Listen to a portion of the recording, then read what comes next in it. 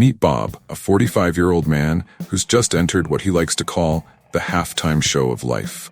Bob is a perfectly average guy with a perfectly average job, perfectly average house, and a perfectly average life.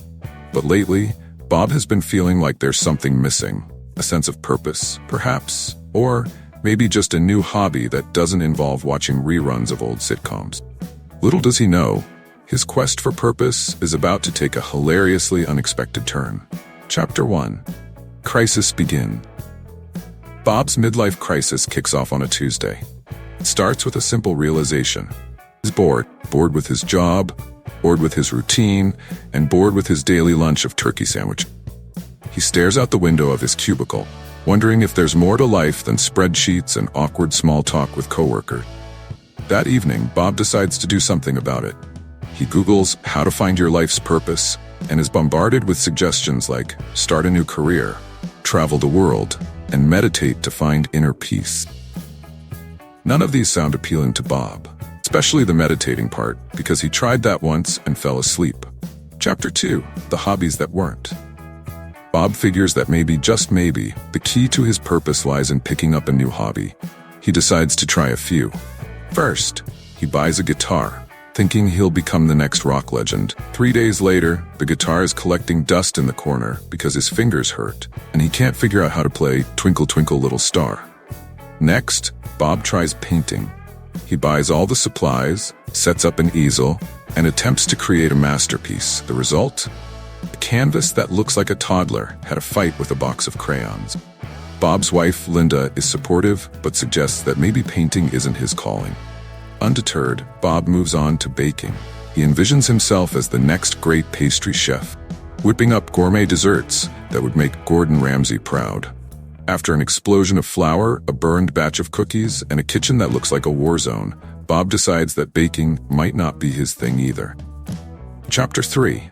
The Purpose-Finding Retreat. Frustrated but still determined, Bob signs up for a weekend purpose-finding retreat. It promises to help him discover his true calling through a series of workshops, group activities, and, unfortunately for Bob, more meditation. The retreat is held at a rustic lodge in the mountains. Bob arrives with high hopes, but those hopes quickly plummet when he realizes he's surrounded by people half his age, all of whom seem to have their lives figured out already. During the icebreaker activity, Bob introduces himself as just Bob, while everyone else has fancy titles like digital nomad or holistic life coach. Throughout the weekend, Bob struggles to connect with the activities. The nature walk leaves him with blisters, the vision board workshop confuses him, and the group yoga session ends with him pulling a muscle.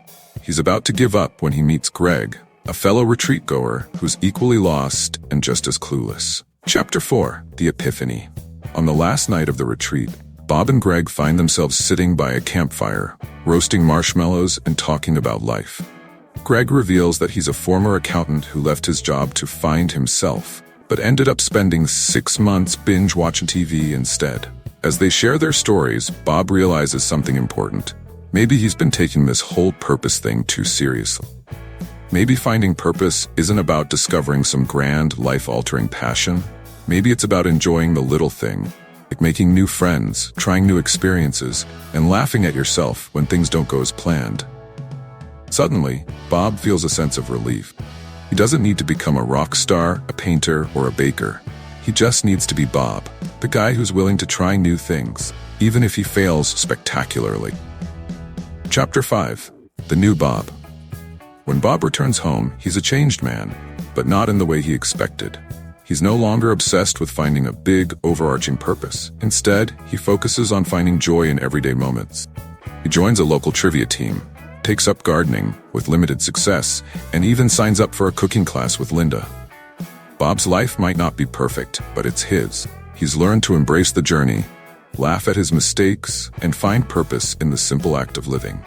And as he sits down to enjoy a slightly burned lasagna he made himself, Bob realizes that maybe, just maybe, he's found his purpose after all. To live life with humor, curiosity, and a lot of trial and error. Conclusion. So, what did Bob's midlife crisis teach him? That finding purpose isn't about grand gestures or life-altering discoveries. Sometimes it's about enjoying the ride, laughing at your failures, and realizing that the journey is just as important as the destination. And who knows, maybe that's the real purpose of life after all. If Bob's story brought a smile to your face or made you think differently about your own journey, make sure to hit the like button and subscribe to our channel for more stories, laughs, and tips on how to navigate life's twists and turns. Let's keep growing and laughing together.